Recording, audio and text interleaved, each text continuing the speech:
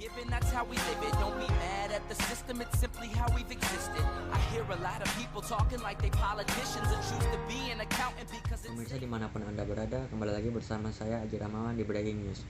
Pemirsa, langkah pemerintah dalam membentuk tim nasional percepatan pengembangan vaksin COVID-19 pada pekan lalu memperlihatkan bahwa pemerintah mengandalkan ketersediaan vaksin sebagai jalan utama dari pandemi ini.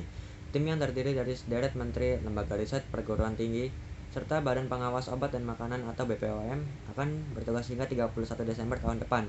Namun, terdapat sejumlah masalah mendasar dari kebijakan pemerintah tersebut. Pertama, tugas dan fungsinya dapat tumpang tindih dengan Komite Penanganan COVID-19 dan Pemulihan Ekonomi Nasional yang sudah dibentuk oleh Kepresidenan.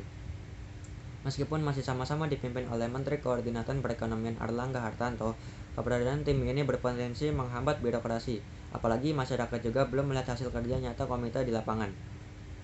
Kedua, keberadaan tim tersebut juga berpotensi berbenturan dengan tugas konsorsium riset inovasi COVID-19 yang dipimpin oleh Kementerian Riset dan Teknologi atau Badan Riset dan Inovasi Nasional.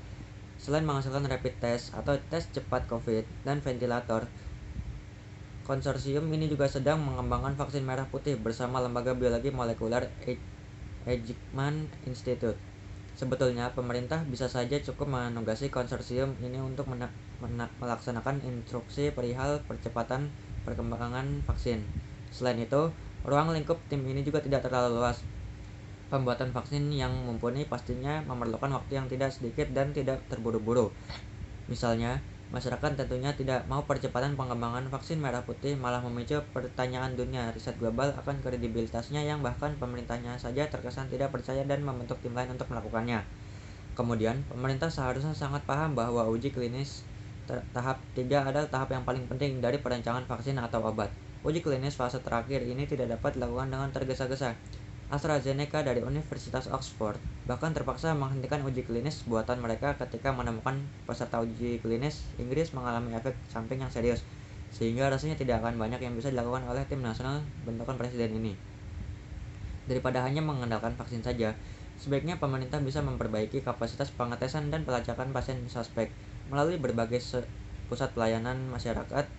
Sebetulnya pemerintah dapat memperbaiki kualitas pengobatan pasien dan kesiapan tenaga medis agar angka kematian pasien COVID-19 tidak terus meningkat. Tanpa upaya terpadu yang melibatkan seluruh elemen masyarakat, tumpuan harapan pada suatu solusi saja bisa dapat berujung pada masalah baru, terutama jika waktu pengembangan vaksin jauh lebih lama daripada apa yang dijanjikan oleh pemerintah. Pemerintah juga tidak boleh menyimpan semua telur dalam satu keranjang supaya upaya pengendalian wabah secara holistik dan ketat harus tetap dilakukan melalui berbagai sudut. Ya, mungkin begitu saja yang bisa saya sampaikan. Sekian breaking news.